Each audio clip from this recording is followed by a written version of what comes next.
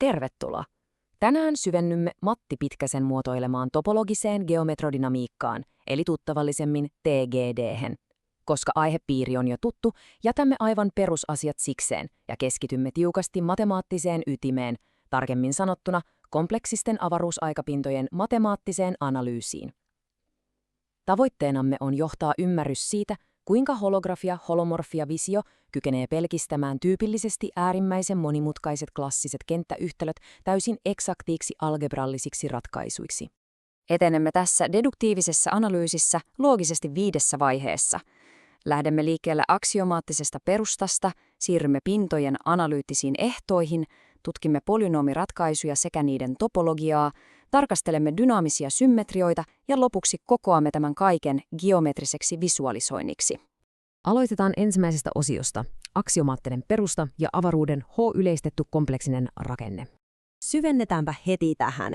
Kuten tiedämme, TGD-mallin ehdoton peruskivi on oletus siitä, että avaruusaika esitetään 4-ulotteisena pintana 8-ulotteisessa avaruudessa, jota merkitsemme H:lla. Matemaattisesti tämä avaruus H on määritelty kartteisena tulona muodossa M4 kertaa CP2. Ja mikä tässä on kaikkein olennaisinta? Se, että tällä 8-ulotteisella avaruudella on yleistetty kompleksinen rakenne. Tämä ei missään nimessään ole vain jokin abstrakti alahuomautus, vaan se välttämätön peruskivi, joka kannattelee koko tätä matemaattista kehistä.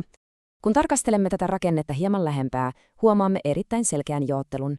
N4-avaruuteen liittyy kompleksinen koordinaatti V sekä hyperkompleksinen koordinaattipari U ja V. Nämä U ja V ovat reaalisia ja V on U:n hyperkompleksinen konjugaatti. On olennaista muistaa, että molemmat voivat toimia aikakoordinaatteina. Yksinkertaisimmillaan U on t-z ja V on t plus z, mikä tekee niistä valonkaltaisia koordinaatteja. Toisaalta taas CP2 tuottaa 2 aivan erillistä kompleksista koordinaattia, xi1 ja xi2. Juuri tämä koordinaattijärjestelmien välinen tarkka erottelu on se avain, joka mahdollistaa avaruusaikapinnan analyyttisen määrittelyn jatkossa. Siirrytään toiseen osioon, analyyttiset ehdot ja kuinka määritämme nämä pinnat algebrallisesti. Se tiukkuus, jolla avaruusaikapinta määritetään matemaattisesti funktioparin juurena, on suorastaan kiehtova. Pinta on kompleksinen siinä mielessä, että analyyttinen kuvaus, f, joka siis koostuu funktioista f1 ja f2, asetetaan arvoon 0. Nyt tarkkana. Keskeinen analyyttinen ehto on, että nämä funktiot riippuvat puhtaasti vain koordinaateista u, v, xi1 ja xi2. Ne ovat täysin riippumattomia näiden koordinaattien konjugaateista, kuten vaikkapa tuosta v:stä. Miksi näin on? Koska tämä riippumattomuus on suoranainen matemaattinen välttämättömyys. Se takaa automaattisesti sen, että klassiset kenttäyhtälöt todella toteutuvat ja että tuloksena syntyvä avaruusaikapinta on todellakin minimaalipinta. Ja tämän seuraukset matemaattiselle fysiikalle ovat suorastaan valtavat. Ehdot f1 on 0 ja f2 on 0 antavat kumpikin 2 ehtoa, jotka yhdessä lukitsevat sen 4-ulotteisen pinnan muodon. Koska kussakin pisteessä saamme algebralliset yhtälöt näiden funktioiden juurille, saavutamme jotain poikkeuksellista. Nuo fysikaalisesti massiivisen monimutkaiset ja usein mahdottoman tuntuiset epälineaariset osittaisdifferentiaaliyhtälöt redusoituvatkin täysin eksakteiksi algebrallisiksi yhtälöiksi. Klassinen teoria muuttuu siis yhdellä iskulla eksaktisti ratkeavaksi. 3. osa. Polynomiratkaisut ja topologia. Katsotaanpa, miten polynomien juuret määrittävät kriittisiä rajapintoja. Rajoitutaanpa tutkimaan matemaattisesti merkittävää erikoistapausta, jossa nuo äskeiset analyyttiset funktiot ovatkin polynomeja, sanotaan nyt P1 ja P2. Fysikaalisesti olennainen erikoistapaus saadaan, kun polynomimme P2 on muotoa V minus xi1. Tällöin voimme ratkaista hyvinkin suoraviivaisesti, että xi1 on yksinkertaisesti sama kuin V. Kun sijoitamme tämän tiedon takaisin polynomiin P1, saamme käsiimme uuden polynomiyhtälön. Ja koska kyseessä tosiaan on polynomi, tällä yhtälöllä on luonnollisesti useita juuria. Nämä nimenomaiset juuret ovat niitä, jotka pystyvät kartoittamaan avaruusaikapinnan eri alueet meille täysin analyyttisesti. Algebraalisen asteen ja sen tuottaman topologisen kerrannaisuuden välinen suhde on tässä suora ja äärimmäisen loominen. Matemaattinen sääntöhän on selvä. Jos polynomin P1-aste on n1, sillä on tietenkin n1 juurta. Täsmälleen sama logiikka pätee polynomiin P2. Kun nämä kaksi yhdistetään, ne tuottavat kokonaisuudessaan n1 kertaa n2 juurta. Nämä juuret puolestaan joko muodostavat yhtenäisen avaruusaikapinnan eri alueita tai kokonaisen joukon toisistaan irrallisia erillisiä avaruusaikapintoja. Eli toisin sanoen matemaattinen aste määrittää suoraan ja mittakaavassaan koko avaruusajan topologisen kompleksisuuden. Ja tämä havainnollistaa täydellisesti erilaisten fyysisten rajapintojen muodostumista. Voimme käyttää matemaattisessa analyysissä erittäin hyödyllisenä analogiana niin kutsuttua CASP-katastrofia, eli kärkikatastrofia. CASP-alueellahan polynomilla on tunnetusti reaalisia juuria, mutta mikä tässä on ratkaisevinta?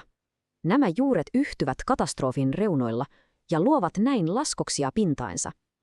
Kun vienne tämän ajatuksen neliulotteiseen avaruusaikaan, nuo laskokset eivät suinkaan ole enää pelkkiä käyriä, vaan ne muodostavat kokonaisia kolmiulotteisia kriittisiä pintoja. Voimme pukea tämän vielä formaalimpaan määritelmään. Kahta eri juurta vastaavat avaruusaika-alueet kohtaavat tasan silloin, kun polynomien juuret ovat täsmälleen samat. Tuloksena on siis kolmiulotteinen pinta, tietynlainen rajapinta neliulotteisten alueiden välillä.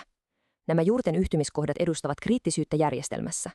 Se on fysikaalisen teorian kannalta aivan valtavan kiinnostava ilmiö, sillä juuri se kykenee kuvaamaan faasimuutoksia tai erilaisten fysikaalisten alueiden välisiä rajoja suoraan itse avaruusaikageometriassa. Tästä pääsemmekin 4. osioon. Dynaamiset symmetriat. Siirrytään tarkastelemaan, kuinka funktioiden iteraatiot rakentavat suorastaan eksponentiaalista kompleksisuutta. Kun tarkastelemme kuvauksia, joissa yhdistämme funktion f analyyttiseen kuvaukseen g, me muodostamme uusia dynaamisia symmetrioita ja tuotamme siten uusia ratkaisuja. Tämä iteratiivinen prosessi on sinänsä hyvin yksinkertainen määritellä matemaattisesti, mutta sen seuraukset ovat erittäin syvälliset. Koska polynomin g ja funktion f-yhdisteen aste on näiden kahden alkuperäisen asteen tulo, kompleksisuus ei kasva ainoastaan lineaarisesti, se kasvaa eksponentiaalisesti jokaisen iteraatioaskeleen myötä. Tällainen algebrallisen asteen jatkuva kertolasku pakottaa luodut pinnat kerta toisensa jälkeen yhä monilehtisemmiksi ja monimutkaisemmiksi. Mielenkiintoista kyllä tämä dynaaminen evoluutio jakaa kuvauksemme 2 kategoriaan.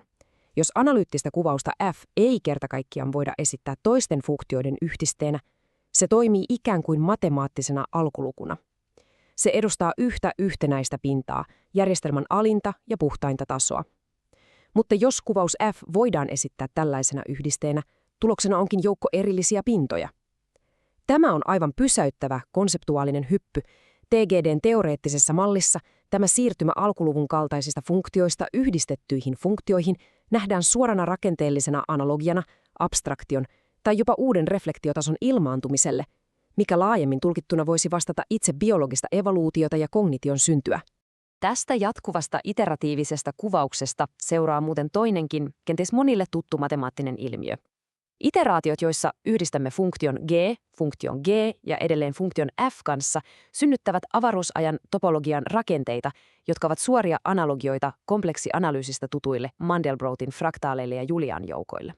Avaruusajan oma geometria saa siis tällä tavoin täysin sisäsyntyisesti fraktaalisia ominaisuuksia pelkästään näiden epälineaaristen kuvausten iteraatioiden seurauksena. Siirrymme viimeiseen osioon. Geometrinen visualisointi. Kuinka me ylipäänsä redusoimme nämä moniulotteiset algebraaliset ratkaisut visuaalisesti tarkasteltavaan muotoon? Metodologinen ydinkysymys kuuluukin tässä näin. Kuinka voimme tiukan matemaattisesti kuvata ja visuaalisesti esittää järjestelmän, joka oletusarvoisesti vaatii 4 dimensiota erittäin monimutkaisessa kompleksiavaruudessa? Emmehän voi suoraan piirtää 2-ulotteista pintaa 4-ulotteiseen avaruuteen. Erityisen vaikeaa tästä tekee se fysiikan realiteetti, että funktiot ovat tyypillisesti moniarvoisia ja hyvinkin monilehtisiä. Tarkastellaanpa siis, kuinka tämä prosessi rakentuu puhtaaksi algoritmiseksi redusoinniksi. Aivan ensimmäiseksi meidän täytyy kiinnittää valonkalkainen aikakoordinaatti u johonkin tiettyyn arvoon un. Tämä toimenpide pudottaa heti yhden ulottuvuuden pois ja jättää jäljelle tarkan 2-ulotteisen pinnan kuvauksen. Seuraavaksi suoritamme upotuksen 3-ulotteiseen avaruuteen. Asetamme sen kompleksisen v-koordinaatin vastaamaan tuttua xy-tasoa. Juureksi 1 reaaliosa asetetaan suoraan edustamaan pinnan z-koordinaattia, eli toisin sanoen korkeutta. Ja lopuksi, ja tämä ratkaisu on mielestäni metodologisesti äärimmäisen elegantti, ratkaisun imaginaariosa koodataan kokonaisuudessaan informaatioksi pinnan värin kautta. Nämä tiukat visualisointiparametrit, jotka kehitettiin ohjelmallisesti mallintamalla, hyödyntävät yhtälöä, jossa P2 vastaa arvoa xi2 toiseen miinus v toiseen plus u. On huomattava matemaattinen yksityiskohta, että muuttuja v on tässä esityksessä eliminoitu aivan tarkoituksella. Koska funktioiden analyyttisyys ja siten todella avaruusaikapinnan eheyden perusta riippuu yksinomaan koordinaatista u, eikä laisinkaan sen konjugaatista v, tämän v:n poistaminen on loogista. Se yksinkertaistaa kuvauksen menettämättä tippaakaan rakenteellista eksaktiutta. Tuloksena algoritmi erottelee puhtaasti 4 erillistä topologista aluetta ja niiden väliset rajapinnat aikakoordinaatti uun muuttuessa. Olemme nyt systemaattisesti purkaneet topologisen geometrodynamiikan deduktiivisen ytimen aksiomaattisista perusteista aina näihin moniulotteisiin topologisiin visualisointeihin saakka. Tämä asettaa kuitenkin eteemme syvällisen, täysin avoimen kysymyksen. Kun sallimme algebrallisen kompleksisuuden iteroitua eksponentiaalisesti, potentiaalisesti jopa kohti ääretöntä, mitkä ovat ne lopulliset, äärimmäisen hienovaraiset topologiset rakenteet, jotka nousevat esiin tämän neliöulotteisen avaruusajan äärirajoilla? Kiitos teille, että osallistuitte tähän matemaattisen katsaukseen. Toivon todella, että tämä analyyttinen mallinnus on syventänyt ymmärrystänne kompleksisten avaruusaikapintojen teoreettisesta dynamiikasta.